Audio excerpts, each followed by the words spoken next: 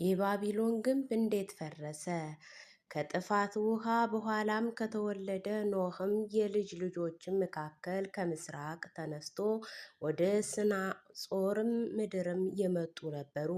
ከነዚህም ሰዎች ኑ ለእኛ ከተማና ራሱን ወደ ሰማይ የሚያደርሰው ግንብም እንስራ፣ በምድር ላይም ሳንበተንም ስማችንን እናስጠራው ብለው ተማከሩ።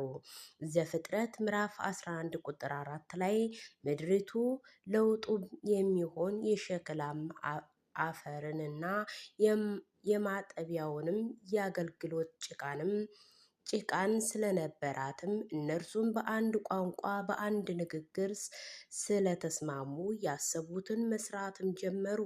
ነገር ግን በዚህ መካከል እግዚአብሔር የአዳምን ልጆችም የሚሰሩትን ከተማና ግንብ ለማየትም ወረደ።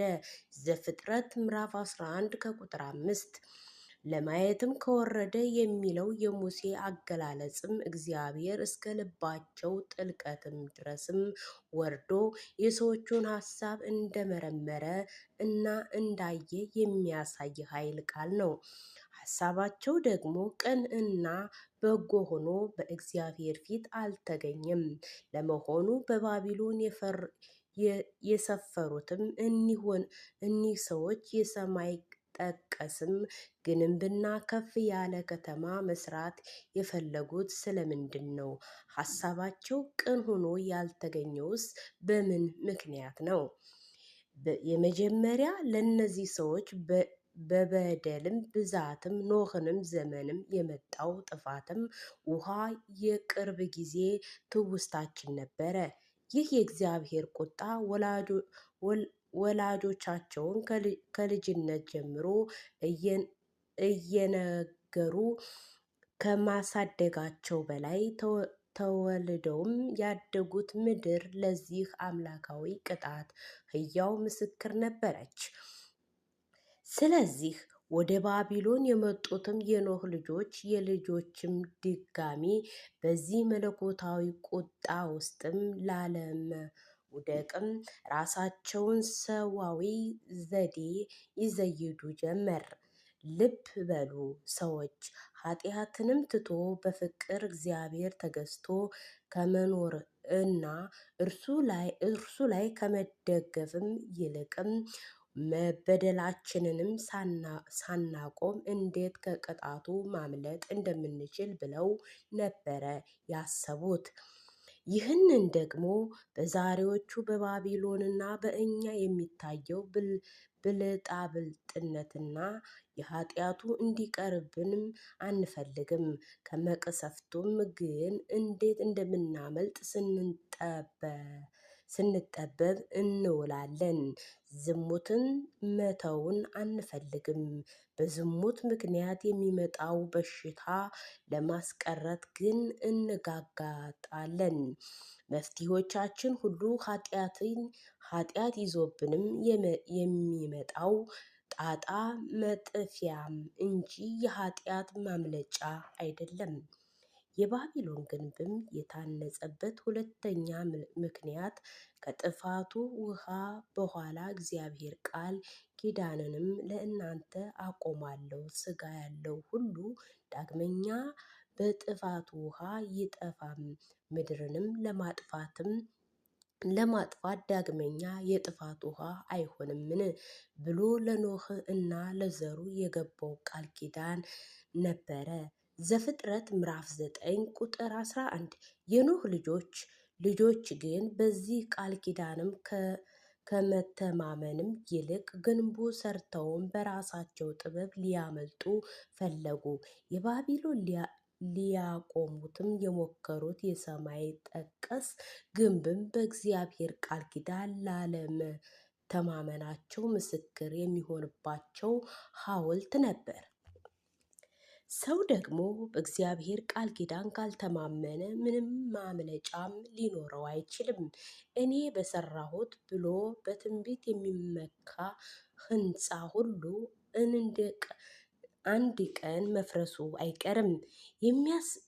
የሚያስተማምነን መሸሸጊያ በልዑል መጠጊያ መኖር ሁሉን በሚችል አምላክ ጥላ ውስጥ ማረፍ ብቻ ነው። መዝሙረ ዳዊት መዝሙር ምዕራፍ 91 ከቁጥር 1 ከፍ ያለ ከተማ መስራት እስከ ሰማይ የሚደርስም ግንብ ማነጽ የኃጢአትን ባይሆንም ይህንን ለማድረግ ግን የተነሱትን ዓላማ ግን ቅን ስላልነበሩ እግዚአብሔር እንዲህ አለ፣ ኑ እንውረድ፣ አንዱ የአንዱን ነገር እንዳይሰማው ቋንቋቸውም በዚያ እንደባልቀው። ዘፍጥረት ምዕራፍ 11 ከቁጥር 7 አቤቱ ጾም ጸሎትንም መንፈሳዊ ትሩፋትንም የአንተ ረድኤት የሌለባቸውን በትንቢትም ያቆምናቸውንም የስናጽርም ግንቦችም አይሆኑብንም። እንዲሁም ከሆነ በስራዬ እያለ ልባቸው እንዳይኮራ ዓይናቸው ወደ ታች እያየ ወዳጆቹን እንዳይንቅ ወደ አንተ የሚያደርሱ እነዚህ የሐሰት ግንቦችንም አፍርስልን። በእነርሱም ፈንታ በትሕትና እና በፍቅር ያጌጡ ውብ ግንቦችንም አንጸን ዘንድም ረድኤትህን ላክልን።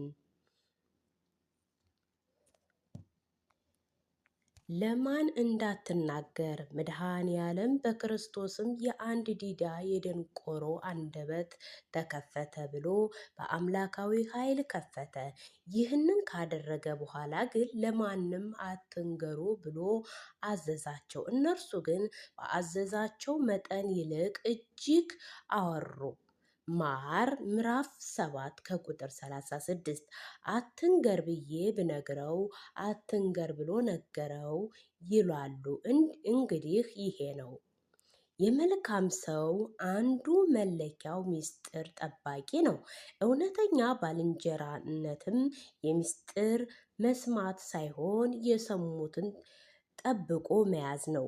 ይህ የሚሆንላቸው ሰዎች በማህበራዊ ዘንድም ይከበራሉ፣ በፈጣሪ ዘንድም ዋጋቸው ከፍ ያለ ነው።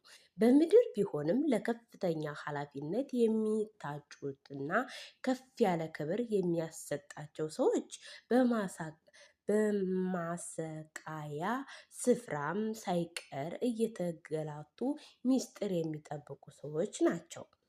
አንድ ሰው ግን የሰማውን ምስጢር ለሌላ ሰው ለማዝረክረክም ማስያቂያ አያስፈልግም።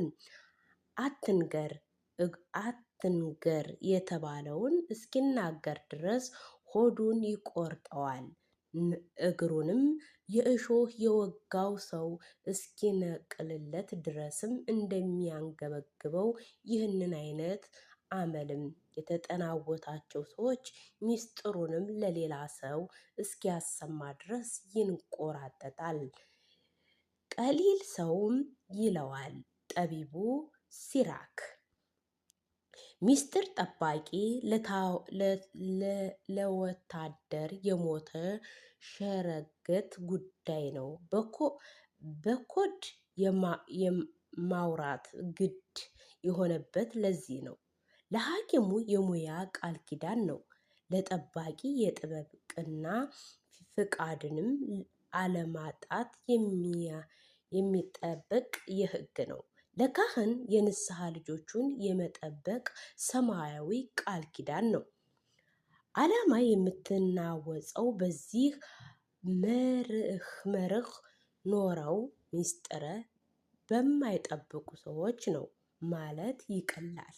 ጌታችን ያደረገው ፈውስም ቢሆን ማስታወቂያ ስሩልኝ ግን አላለም። እንዳይናገሩ አዘዛቸው። ከዚያም የማንማረው ብዙ ነው። የሰው መልካም ነገሩ ቢሆን ምስጢር መጠበቅ የግድ ነው። ለዚህ ሰው ስራ እንቅልፍ ላለመሆን ሲባል ዝም ማለት እርዳታ ነው። የሰው ኃጢአት ነውር መደበቅ ደግሞ ከአባቴ አባሳ በደልንም ሽፋንንም አስብሎ ፈጣሪ ክብር ያስገኛል። ሙሴ ወደ ስደት እንዳረገውም የምስጢር መቋጠርም የማይችል እስራኤላውያን ነበረ። ሙሴ ለእነርሱ አግዞ ግብፃዊ ገድሎ ቢቀብርና ነፃ ቢያወጣው አመስጋኝ፣ አማሳኝ፣ አመስጋኝ፣ አጥፊ እንዲሁም ሄዶ ወሬውንም ነዛው። ወሬውም በአጭር ጊዜ ተዳርሶ እስከ ፈርዖን እልፍኝ ደረሰ። በአንድ መቋጠር የማይችል ወንፊት ሰው ምክንያት ሙሴ ከቤተ መንግስት ወጥቶ የዱር ስደተኛ ሆነ። ጌታችንም በዚህ ምድር ሲመላለስ ተአምራቱንም እንዳይናገሩ ያደረገ የነበረው ተአምራቱ ቢነግሩ የሚጎዱ የሆነ አልነበረም። በአንድ ወገን መከራ ከፊቱ አስቀምጦ ክብርንም መፈለግንም እንደማይገባ ሲያስተምረን ሲሆን፣ በሌላ በኩልም ግን ከጊዜ የመጣበት የዓላማ ቅድሚያ መፈጸም የሚገባው ሲያስረዳ ነው። ሚስጥረ መጠበቅም በጎህ ቅድም ይጨመራል። ያን ጊዜ የወጣ በጎ ዜናም ሆነ እቅድም በአፍ ይቀራል፣ ሳይሰራ ፈተና ይበዛበታል። አንዳንድ ጊዜ ሳይሰሩ ቀድሞ እሰራለሁ ብሎ ነጋሪ መጎስም ለጠላት ማንቂያ ደውል ነው። አበው የሰይጣኑን ጆሮ አይስማ የሚሉ ለሰይጣን ብቻ አይደለም። አንዳንድ ነገር ሳይሰሩ ተወርቶ ይዳረሳል። ክፋቱ በጣም ያወራከው ነገር የሰራኸውንም የሚመስልህ ነገር ነው። ብዙ ካወራህ በኋላ ያወራኸውን ከሰራው ለመለየትም መቸገር አይቀርም። ዝም ብሎ መስራት የመሰለ ደግሞ ምንም ነገር የለም። ቸሩ አሳ ሳትይዝ አሳ እጠብሳለሁ አትበል የሚለው ከስራ ማኒፌስቶር መቀደስም የለበትም። አንዳንዴ ደግሞ በሚስጥር እየሰራ መሆኑንም የሚያወራ ሰው አለ። ጳውሎስም ኞኞ በጻፈውም አሁን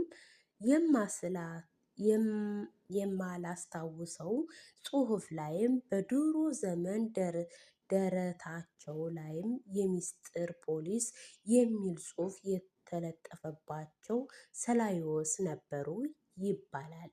ሚስጥሩም እንዳይቀር ጉራውም እንዳይቀር ነው ነገሩ።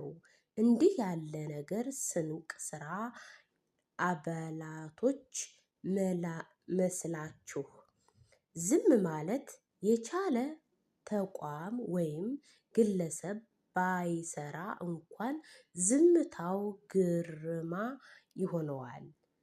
ሬሳ የሚፈራው ለምንድን ነው ቢሉ ዝም ስለሚል ይባላል። ዝም የሚል ወገን ባይሰራ እንኳን ዝም ያለ ምን እየሰራ ነው ያሰኛል። መረዳት ከቻለ ውስጥ በውስጡን የልባችን እየሰሩ በፈለጉት ቦታ እየፈለጉት እያስቀመጡ ንብረት እያፈሩ እየተደራጁ ጸጥ የሚል አንዳንዱ ሁሌ ላዩ ደግሞ እያወሩ ምንም የማይሰሩ አላማን ሞልተዋል። ስጋትህንም ሁሉ መደበቅ አንድ ብልህነት ነው። አንድ ሰውዬ ዘራፊዎችን አግኝተው ቅጥቅጥ አድርገውት ይባላል። ኪሱን ሲፈትሹት ግን ያገኙት 5 ብር ብቻ ነበር። ብስጭት ብለው አንተ ለ5 ብር ብለህ ልትሞት ነበረ እንዴ ሲሉ፣ አይ እኔማ ካልሲዬ ውስጥ የደበቅኩትን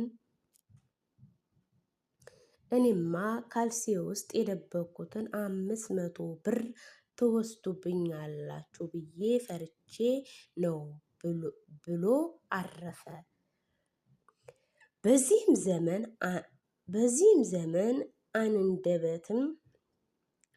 ዘመንም በአንደበት ያለመሰብሰብ ችግር እንደዚህ ሰውዬ እየጎዳም ነው። እንዲሁም ሊያደርገውም እንዲህ ሊሰራ ነው። ወተት የሚል ጥቆማ ተበረታታ። ብዙ ክፉ የሚሰሩትን ዘራፊዎች አሉ። አንዳንዴ እንደ ባለ 500 ብሩ ሰውዬ ያላሰቡትን ያሳስባቸዋል። ቀማኛ አሉ። የማይተዋወቁ ሰዎች ሳያናውቁ አብረን ስድበት አንድ ያደርግናቸው። የማይታወቁት ሰዎች በነቀፋ ጀግና ያደርጋቸው ብዙ ናቸው። የነዚህ ዘመን መሻገሪያ ወቅታዊ ሕግ አንደበት መቆጠብ የቻለ ድምፁም አጥፍቶ በጎ መስራት ያልቻለ የሚሰሩ ስራዎች በእያንዳንዱ ነጋሪቶች አለማደነቅ ነው። ኢየሱስ ያዩትን እንዳይናገሩ አዘዛቸው።